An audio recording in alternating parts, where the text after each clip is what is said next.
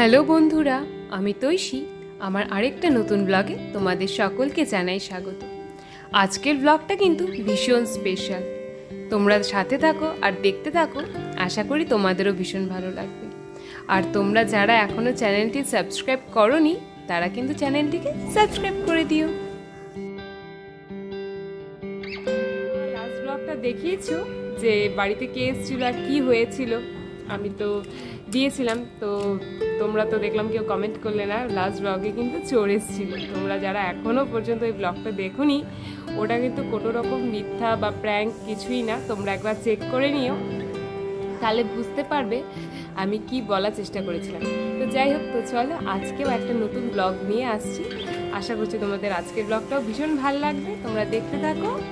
তো চলো শুরু করছি এখান থেকে এই ব্লগটা।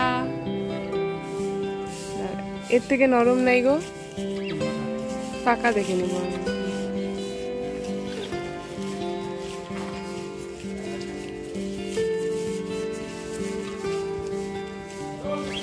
তোমরা দেখো, সকালবেলায় চলে গেছিলাম নিচেই, ফল আলা এসছে ফল নিতে।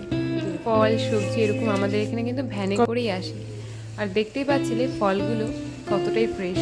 এরকম সবজিও ভীষণ ভালো। তো আমার কিন্তু সবসময় সবজি আর ফলের জন্য বাজারে আমি সবসময় যাই না, ভ্যানের থেকেই নিয়ে নিই।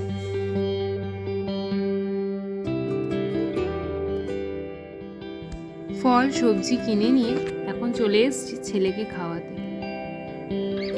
তো এই যে ছেলেকে খাওয়াচ্ছি, ওর যে এখন কি জেদ যে ও মোবাইল ছাড়া একবারও খেতে চায় না। তখন সব কিছু এক সাইডে, ও ঠিক মোবাইলটাকে খুঁজতে শুরু করে দেয় যেই দেখে আমার হাতে ওর খাবারের বাটিটা।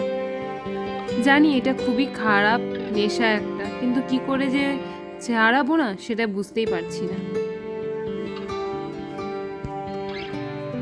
এইদিকে সকালের জন্য হচ্ছিল কুয়াশ ভাজা, আর এইদিকে শুক্তা, আর আজ রান্না হবে ডিমের ঝোল। আজ আমার মায়ের জন্মদিন, তাই মাকে সারপ্রাইজ দিতে আমি যাব বাড়িতে। তুই ডিসাইড করছিলাম কি পরে যাব। এই শাড়িটা না আমাকে ও শান্তিনিকেতন বোলপুর থেকে কিনে দিয়েছিল, তো ভাবলাম আজ এই শাড়িটাই পরে যাব। তো এখন কিন্তু তিনজন মিলে সাজুগুজু করে বেরিয়ে পড়েছি। এই বেরোলাম এখন আমরা। প্রথমে বাড়িতে যাব, তারপরে ওখান থেকে কোথাও এক জায়গায় খেতে যাব, এটাই প্ল্যান আছে আপাতত। তো দেখা যাক, বাড়িতে যাই আগে। মা এখনো জানে না যে আমি আসছি। এই যে ডুগু, এই দেখো শাড়ি পরছি আজকে, জানো ডুগু? এই দেখো, ভালো করে দাও একটু।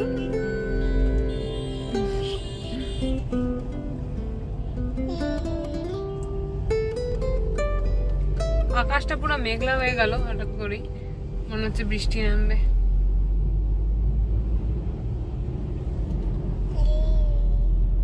একজন এইভাবে দাঁড়ায় দাঁড়ায় যাবে রাস্তায়, আবার এখানে সাপোর্ট দিছে, ধরছে দেখো হ্যান্ডেলটাকে। এখানে কি বুদ্ধি!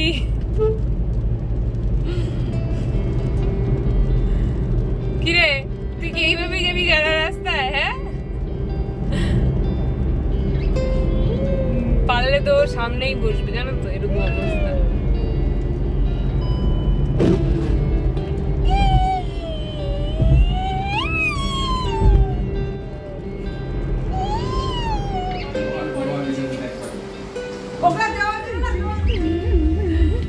কি মজা হচ্ছে না?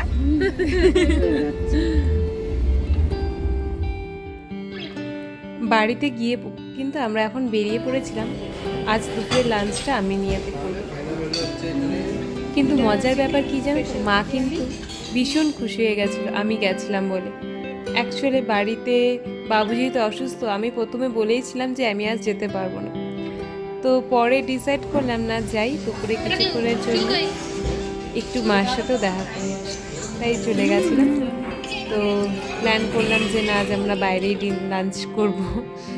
তো চলে গেছিলাম বাড়ির সামনেই আমিনিয়া, তো ওখানে তো দেখতেই পাচ্ছ কত কিছু নিয়ে নিয়েছিলাম। এদিকে বিরিয়ানি নিয়েছিলাম, 2 রকম কাবাব নিয়েছিলাম, একটা রেশমি কাবাব, একটা চিকেন মালাই কাবাব, আর শেষে নিয়েছিলাম ফিরনি।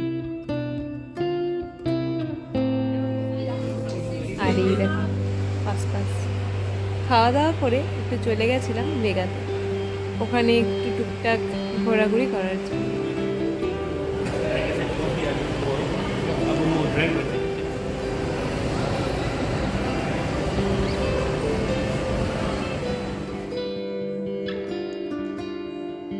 এইদিকে একটু পুজোর কালেকশনগুলো দেখে নিচ্ছিলাম। এক এক সময় কিন্তু কোনো কিছু প্ল্যান না করেও দিনটা খুব সুন্দর করে কেটে যায়। অ্যাকচুয়ালি ওই দিনগুলোই কিন্তু সব থেকে বেশি ভালো যায়। একটা গাড়ি দিব তোকে, রিপোর্ট গাড়ি। তাই নাকি? ডিঙ্গি থেকে হামিদ। তাই এই ঘড়ি ঘড়ি ঘড়ি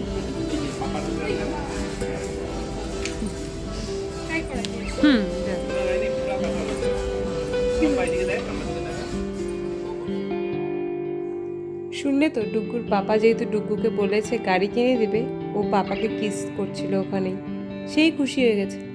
তো আর এইদিকে বাবা ছেলে তো গাড়ি কিনতে গেল, তো আমি ওর ডুগ্গুর জন্য কিছু কালেকশন দেখছিলাম কি নেওয়া যায়। ওর জন্য ডেইলি ওয়্যার ড্রেসই বেশি দরকার হয়, তো ওটাই দেখছিলাম। ছেলেদের বেশি খুব একটা কালেকশন থাকে না কোনো সময়, তো তাও ছিল সেদিনটা। আমরা তো প্যান্টালুন্সে ঢুকেছিলাম, টুকটাক আমার ভালোই লেগেছে, কিন্তু মেয়েদের কালেকশনটা বেশি সুন্দর ছিল। অবশ্যই বলো, অলওয়েজ। তো শপিং করার মাঝে যদি এরকম একটা মিরর পাওয়া যায়, তো তিনজন মিলে, মা অ্যাকচুয়ালি প্রথমে ছিল না, আমি আমার বোন মিলেই কিন্তু এখানে একটু ফটোশ্যুট করছিলাম, দেখলাম মাও চলে আসলো। তো আজ তো মায়ের জন্মদিন,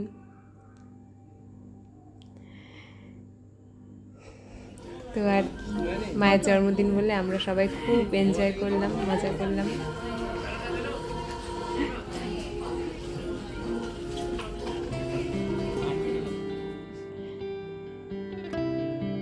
আজকের দিনটা খুব মজারভাবে কাটলো আমার।